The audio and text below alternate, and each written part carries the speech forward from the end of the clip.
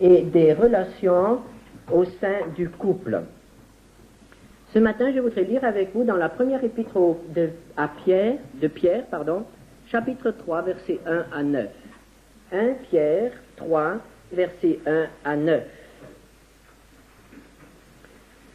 Femmes, soyez de même soumises à vos maris, afin que si quelques-uns n'obéissent point à la parole, ils soient gagnés sans parole par la conduite de leurs femmes, en voyant votre manière de vivre chaste et réservée. Ayez non cette parure extérieure qui consiste dans les cheveux tressés, les ornements d'or ou les habits qu'on revêt, mais la parure intérieure est cachée dans le cœur, la parure incorruptible d'un esprit doux et paisible qui est d'un grand prix devant Dieu. Ainsi se paraient autrefois les saintes femmes qui espéraient en Dieu, soumises à leur mari. Comme Sarah qui obéissait à Abraham et l'appelait son Seigneur. C'est d'elle que vous êtes devenues les filles, en faisant ce qui est bien, sans vous laisser troubler par aucune crainte. Marie, montrez à votre tour de la sagesse dans vos rapports avec vos femmes, comme avec un sexe plus faible. Honorez-les comme devant aussi hériter avec vous de la grâce de la vie. Qu'il en soit ainsi afin que rien ne vienne faire obstacle à vos prières. Enfin, soyez tous animés des mêmes pensées et des mêmes sentiments, pleins d'amour fraternel, de compassion, d'humilité. Ne rendez point mal pour mal ou injure pour injure. Bénissez au contraire, car c'est à cela que vous avez été appelés, afin d'hériter la bénédiction. Nous avons vu que le mariage crée une cellule nouvelle. Deux êtres deviennent un. Cette cellule est profondément unie. Ce sont les liens les plus forts qui unissent les êtres humains entre eux. Cette unité doit aller en s'approfondissant toujours davantage. C'est une unité qui est définitive, tout au moins du vivant, des conjoints. Et il faut que cette unité soit préservée à tout prix. Il faut que cette unité devienne une véritable symphonie à la gloire de Dieu. Mais cette cellule représente quand même, malgré son unité, une collectivité. Deux deviennent un, mais il y a quand même deux personnes. Et dans toute collectivité, il faut qu'il y ait de l'ordre. Il faut que chacun sache quelle est sa place, sa tâche et son but. Voyons tout d'abord la place de l'homme et la place de la femme. 1 Corinthiens 11, verset 3, nous donne la réponse immédiatement. Je veux cependant que vous sachiez que Christ est le chef de tout homme, que l'homme est le chef de la femme. Voici qui est clair et net. L'homme est le chef de la femme. Il y a un chef dans cette collectivité. Et ce chef, c'est l'homme. Évidemment, cela pose quelques problèmes aujourd'hui. Mais nous voulons poursuivre notre lecture et nous voulons nous demander quelle doit donc être cette soumission de la femme envers son mari. On sait que la Bible dit aux femmes, « Femmes, soyez soumises à vos maris ». Mais dans le texte que nous venons de lire, dans 1 Pierre 3, verset 1er, nous avons ces deux mots. « Femmes, soyez de même soumises à vos maris ». Et ces deux mots, « de même », se réfèrent à tout ce qui précède. Et nous trouvons dans le chapitre 2 de l'épître de Pierre des exemples de soumission ou des appels à la soumission. Par exemple, 1 Pierre 2, verset 18, « Serviteurs, soyez soumis en toute crainte à vos maîtres, non seulement à ceux qui sont bons et doux, mais aussi à ceux qui sont d'un caractère difficile. Nous avons donc là la soumission du serviteur au maître, de l'ouvrier au patron. Ou encore, 1 Pierre 2, verset 13, soyez soumis à cause du Seigneur à toute autorité établie parmi les hommes, soit au roi comme souverain, soit au gouverneur comme envoyé par lui. Nous avons là une autre soumission, la soumission du citoyen à l'autorité nationale, au roi, au préfet, au président, enfin à toutes les autorités de l'État. Mais nous avons encore d'autres exemples de soumission. Par exemple, le texte bien connu d'Éphésiens, Éphésiens 5, verset 24. Or, de même, nous retrouvons les deux petits mots, or, de même que l'Église est soumise à Christ, les femmes aussi doivent l'être à leur mari en toutes choses. Ou encore, Éphésiens 5, 22, femmes, soyez soumises à vos maris comme au Seigneur. Et il semble qu'il y ait là une progression. La soumission, on voit la soumission du serviteur à son maître, on voit la soumission du citoyen à l'autorité, la soumission de l'Église au Christ et la soumission de la femme au Seigneur. Alors évidemment, les maris peuvent choisir. Ils peuvent choisir et peuvent dire, eh bien, moi, il me suffira que ma femme m'obéisse comme le serviteur obéit à son maître. Ou bien alors, en toute démocratie, il me suffira que ma femme me soit soumise comme moi je suis soumis au préfet ou bien au gouvernement. Il y en a d'autres qui seront peut-être un peu plus exigeants, ils diront, eh bien moi je prendrai la dernière soumission, la femme soyez soumise comme au Seigneur.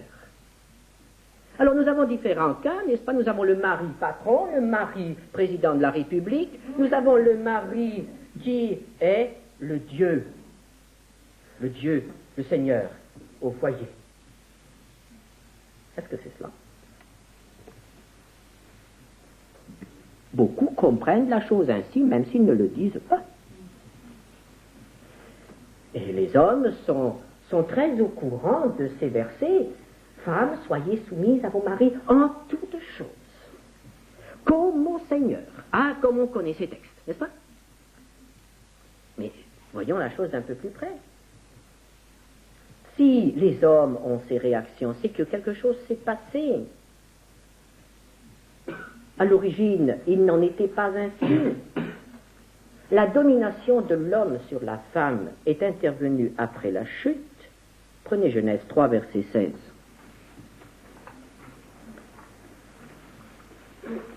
Dieu s'adresse à la femme et dit, tes désirs se porteront vers ton mari, mais il dominera sur toi. Et nous voyons l'origine de tous ces conflits. La femme qui se tend vers son mari, qui est attirée par son mari, et l'homme qui abuse de ce trait de caractère, de ce tempérament de la femme, et qui interprète cela comme une faiblesse, et qui va l'utiliser pour la dominer, pour être son Seigneur, son Maître, son Dieu, et exiger des choses d'elle qu'il n'est pas en droit d'exiger dans la pensée du Créateur. Qu'est-ce qui me permet d'affirmer que l'homme n'a pas le droit d'exiger cela de sa femme? Que l'homme n'a pas le droit d'avoir cette attitude envers cette femme? et de comprendre cette soumission comme un appel à la domination. Donc, tout d'abord, le texte que nous avons lu dans la première épître de Pierre. 1 Pierre 3, verset 6. La dernière partie. En faisant ce qui est bien, sans vous laisser troubler par aucune crainte. Et avez-vous remarqué, quand il est question de la soumission du serviteur à son maître, il est dit, verset 18 du chapitre 2, « Serviteurs, soyez soumis en toute crainte ». Donc là, il y a une crainte de la part de l'esclave vis-à-vis du maître. Mais dans les relations mari-femme, la crainte doit être exclue. La femme ne doit pas craindre son mari. La femme ne doit pas avoir peur de son mari. Pourquoi cela? La Bible dit « l'amour parfait bannit la crainte ». Il n'y a pas de crainte dans l'amour, de crainte, disons, de peur dans l'amour. S'il y a une crainte, c'est le désir de plaire, le désir de ne pas attrister. Je dois craindre d'attrister mon prochain. C'est là cette forme de crainte dictée par l'amour. Mais il ne doit pas y avoir de peur. Et si dans les relations mari et femme, l'un des deux a peur de l'autre, il y a là quelque chose qui est foncièrement faussé. Il y a quelque chose qui n'est pas selon la volonté du Créateur. Il ne doit pas y avoir de crainte. Il ne doit pas y avoir non plus de mépris, d'esprit de supériorité. Pourquoi cela? 1 Pierre 3, verset 7. Marie, montrez à votre tour de la sagesse dans vos rapports avec vos femmes, comme avec un sexe plus faible. Et voici les mots que nous devons relever. Honorez-les. Honorez-les. L'homme doit honorer sa femme. L'homme doit aider sa femme à avoir de la valeur, à trouver, à découvrir sa propre valeur. L'homme ne doit pas avoir un esprit condescendant envers sa femme. Il ne doit pas la mépriser, mais il doit l'honorer, la respecter. Et ce doit être un sentiment vrai, ce doit être un sentiment pur, ce ne doit pas être de l'hypocrisie. Oh, combien d'hommes affichent parfois un air de supériorité quand ils parlent à leur femme ou de leur femme. Que c'est malheureux, que c'est malheureux. Comme c'est dommage. C'est dommage parce qu'ils montrent qu'ils ne sont absolument pas conscients de la pensée du Créateur quand il a créé un homme et une femme et quand il les a unis. Frères, nous devons honorer nos femmes, nous devons les respecter. Et cela sera facile si nous les aimons vraiment. Et cela sera d'autant plus facile si nous nous jugeons à notre véritable valeur et que nous reconnaissons nos fautes et nos défauts. Et si nous jugeons notre compagne à sa véritable valeur en reconnaissant aussi ses qualités. Honorez-les. Et ainsi nous comprenons que lorsque la Bible demande aux femmes d'être soumises à leur mari, cela ne donne pas à l'homme une supériorité, le droit de dominer en quoi que ce soit. Mais alors, qu'est-ce que cela veut dire? La Bible dit que l'homme doit être le chef. Non un chef qui domine, mais un chef qui guide. Un chef qui prend l'initiative. Il n'est pas dans la nature de la femme de prendre des initiatives, mais il est dans la nature masculine, il est dans la nature de l'homme de prendre l'initiative. Déjà, dès son enfance, le garçon montre qu'il a en lui le besoin de prendre les initiatives, tandis que la petite fille est plutôt toujours sur la réserve et elle se laisse plutôt conduire. Et ces choses, ces traits restent dans l'homme et la femme. L'homme doit prendre des initiatives et c'est en cela qu'il est chef. Il est, si vous voulez, premier de cordée.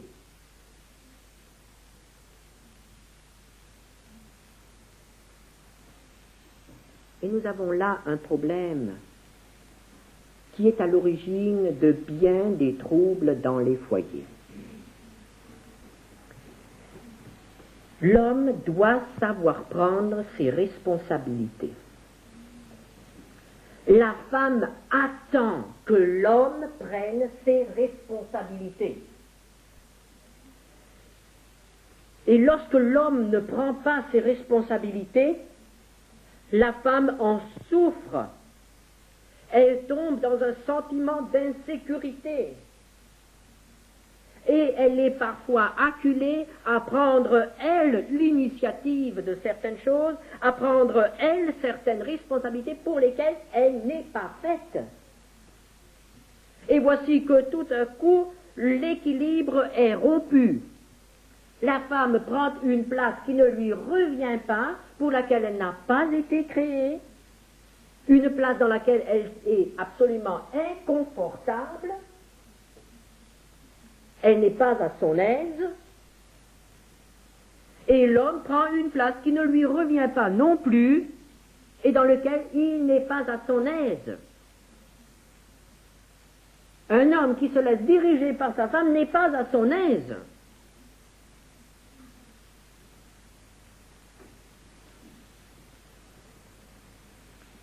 Il faut que l'homme soit chef et qu'il ait le courage de prendre certaines responsabilités, de faire certaines démarches, de prendre certaines décisions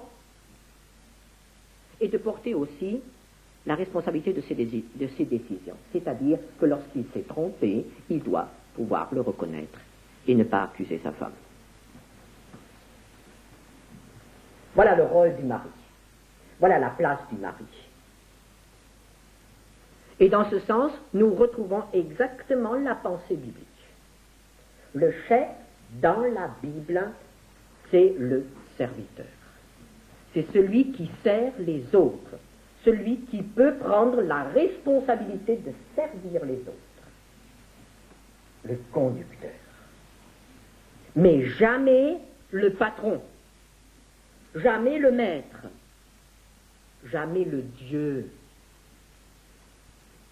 Le petit Dieu à la maison, qui proclame des oracles.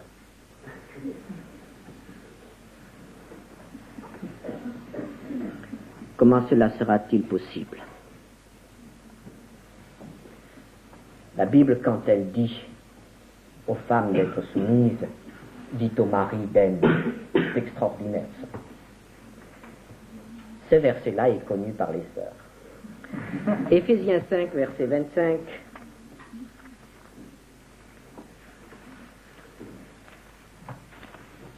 Marie, aimez vos femmes,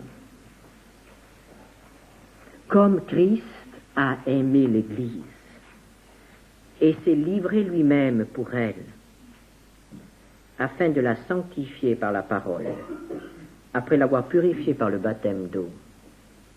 Marie, aimez vos femmes comme Christ a aimé l'Église. Ah, les relations de Christ et de l'Église. Quelles sont belles.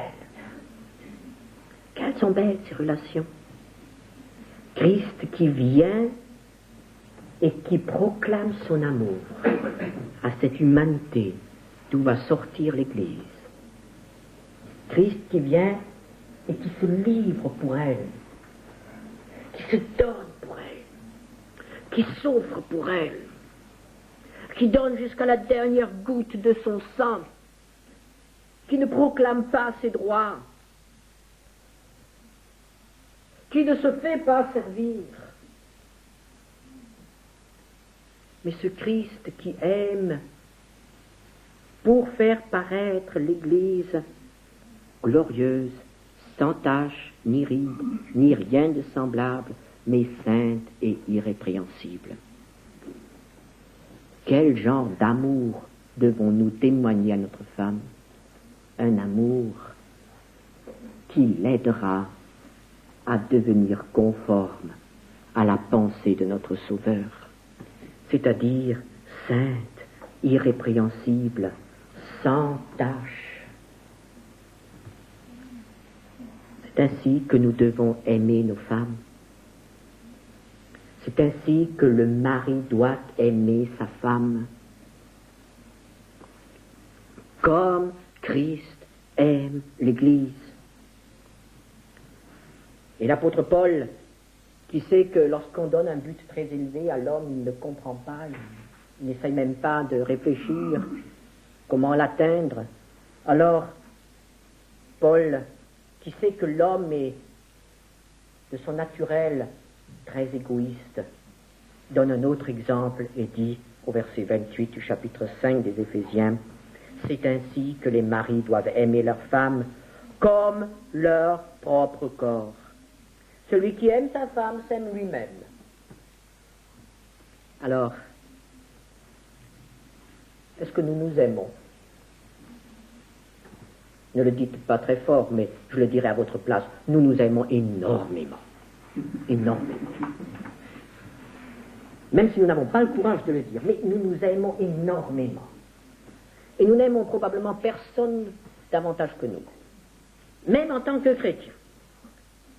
Eh bien, voyez-vous, c'est comme ça que nous devons aimer notre femme. Celui qui aime sa femme, eh bien, il s'aime lui-même. Essayons de réaliser dans cet amour cette unité. Deux deviennent un. Elle est devenue moi. Alors il ne faut jamais que je fasse quelque chose que je n'aimerais pas qu'elle me fasse. C'est très simple. C'est très simple. Et on comprend très bien ces choses. Si j'étais à sa place, est-ce que j'aimerais être traité ainsi? L'homme est le chef, c'est vrai, mais il doit aussi donner l'exemple dans l'amour, dans l'humilité, dans la sainteté. Maintenant, les tâches. Quelles sont les tâches respectives? Alors, n'attendez pas de moi que je dise maintenant, eh bien, la tâche de la femme, c'est le ménage, la tâche de l'homme, c'est le travail professionnel, à l'extérieur. Bien, voyez-vous, la Bible ne nous parle pas de cela. Elle ne nous parle pas de cela parce que ce sont des choses qui varient. Dans certaines régions, ce sont les femmes qui travaillent au champ et ce sont les maris qui vont au marché. C'est valable. Actuellement, nous assistons à ce que les femmes appellent l'émancipation, c'est-à-dire qu'elles vont à l'usine et qu'elles exigent du mari qu'il prenne le torchon de poussière à la main le soir. Pourquoi pas? La Bible ne donne pas de modèle. Et il faut que chacun s'organise à la maison. Si chez vous, la femme travaille à l'extérieur et que c'est vous qui faites cuire les lentilles à la maison, si ça marche, tant mieux. Il n'est pas question de cela dans la Bible. Il n'est pas question de cela dans la Bible. Dans la Bible, parlons de la tâche respective de la femme et de l'homme. Et dans la Bible, il est dit que la femme doit être une aide. Alors ça, c'est très important. Genèse 2, verset 18. L'Éternel Dieu dit, « Il n'est pas bon que l'homme soit seul, je lui ferai une aide semblable à lui. »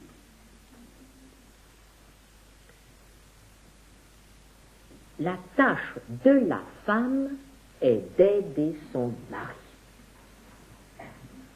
Voilà la tâche de la femme, selon la Bible. Qu'est-ce que cela veut dire? Cela veut dire d'abord que ce n'est pas à elle de faire tout le travail. C'est à l'homme de travailler et à sa femme de l'aider. Ce n'est pas à la femme de travailler et à l'homme de l'aider. Là, nous inversons l'ordre biblique. La femme doit toujours rester l'aide de son mari. Et nous comprenons de nouveau ce que je disais tout à l'heure. L'homme reste chef. Mais l'homme ne doit pas faire à sa femme tout le travail et se reposer. L'homme ne doit pas vivre du travail de sa femme. C'est à l'homme de travailler et c'est à sa femme de l'aider.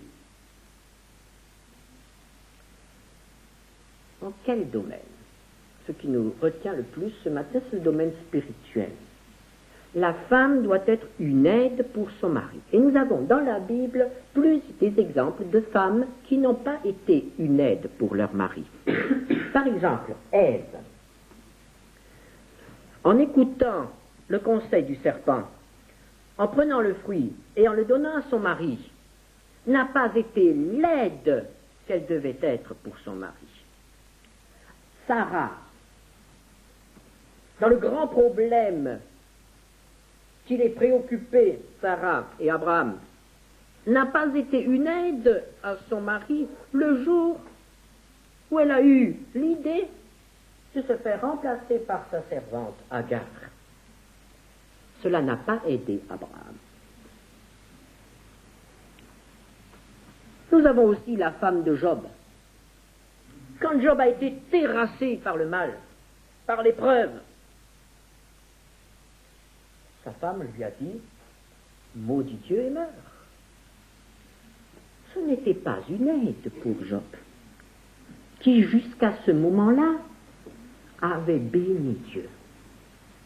Et la femme se faisait porte-parole de Satan qui voulait justement pousser Job à maudire Dieu.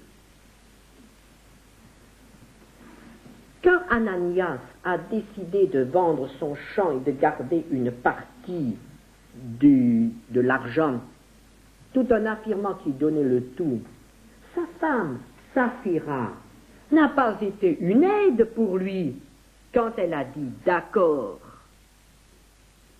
Ils sont morts tous les deux. Nous avons aussi dans la Bible des femmes qui ont été une aide pour leur mari. Nous avons par exemple Esther, la reine Esther. Le roi, suivant le conseil d'un de ses favoris, Haman, a voulu tuer les Juifs. Esther est intervenue et au péril de sa vie a empêché son mari d'opérer ce génocide. Elle a été une aide pour son mari au péril de sa vie. La femme de Pilate, le matin où Jésus comparaissait devant lui, a essayé d'être une aide pour son mari, en lui faisant dire qu'il n'y ait rien entre toi et ce juste. Ah, si Pilate avait écouté. Et les femmes dont il est question ici dans la première épître de Pierre, femmes, soyez soumises à vos maris, afin qu'ils soient gagnés sans parole par la conduite de leurs femmes.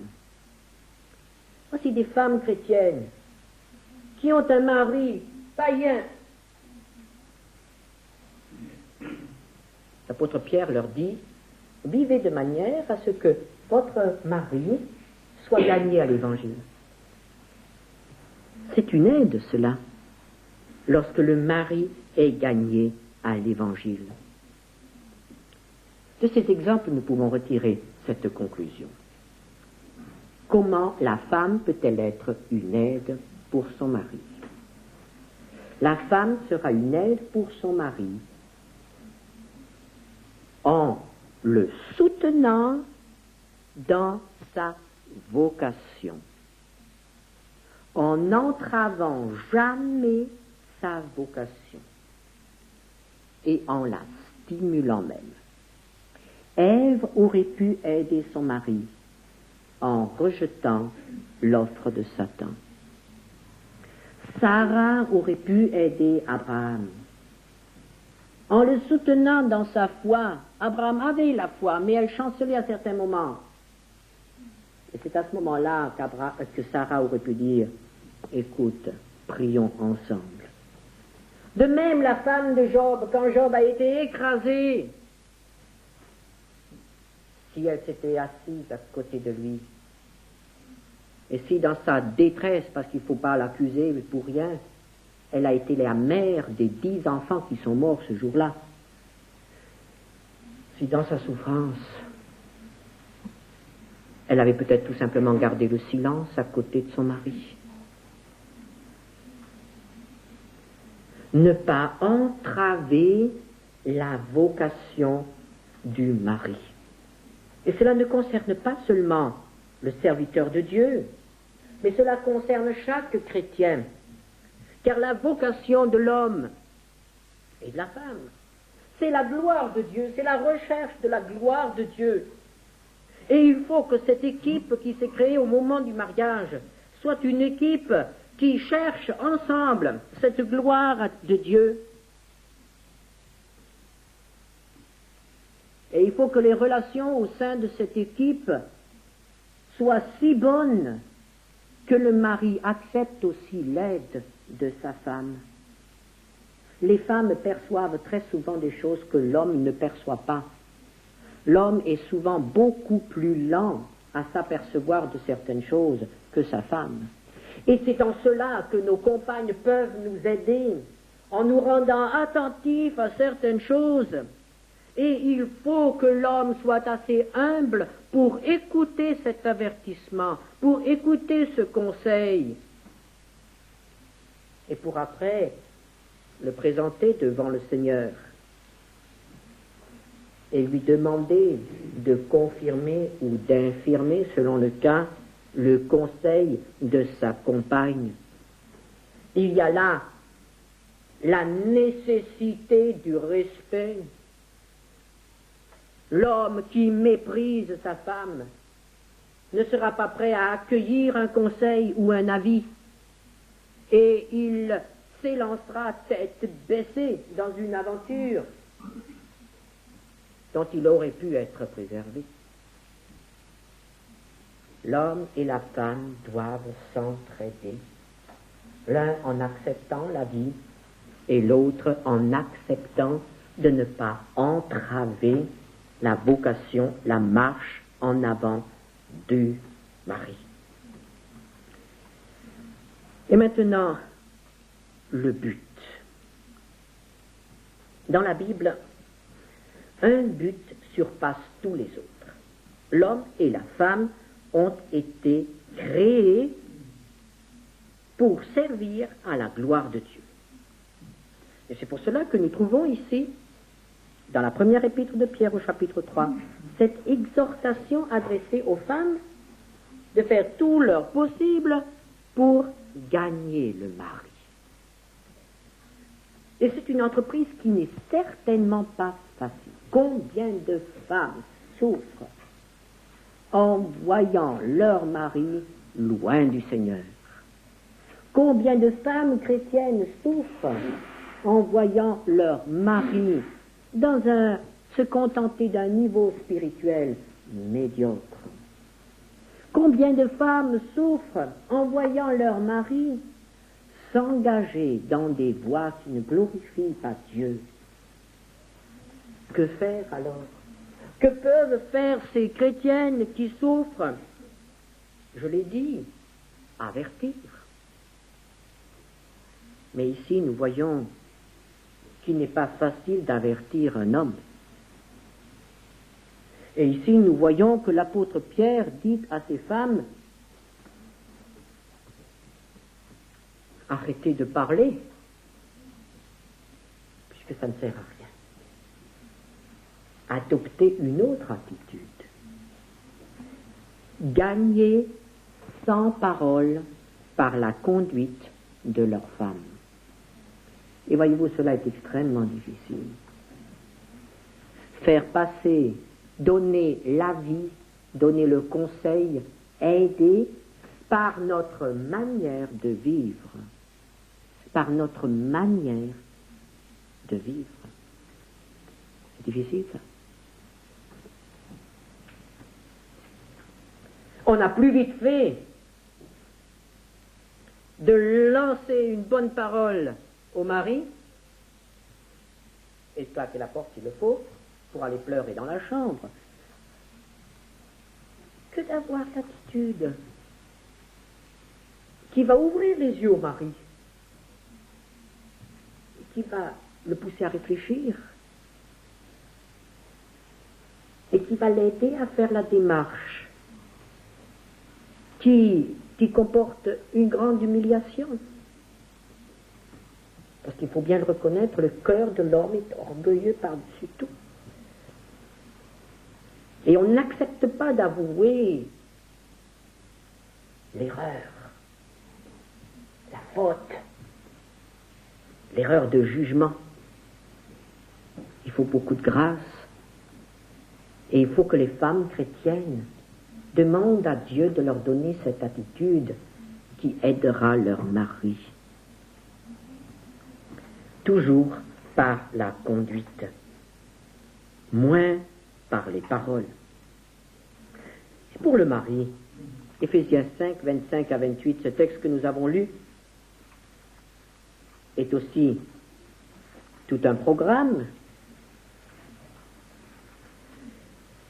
Alors, nous pourrions dire, Marie, aimez vos femmes, reprenez-les, exhortez-les, prêchez, fâchez-vous. Non, je me suis trompé. Non, c'est pas ça. Mais la plupart du temps, c'est cela, n'est-ce pas? Aimez vos femmes, afin de les faire paraître devant Christ, glorieuses, sans tache, ni ride, ni rien de semblable, mais saintes et irrépréhensibles.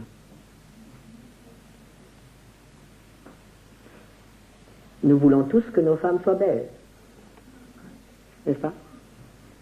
Est-ce que nous voulons aussi qu'elles soient belles aux yeux de Dieu? Belles aux yeux de Dieu. Et si nous voulons qu'elles soient belles aux yeux de Dieu, il y a peut-être certaines choses que nous ne pourrons plus leur demander. Il y a peut-être certaines choses qui doivent changer dans nos ménages, dans nos relations avec elles.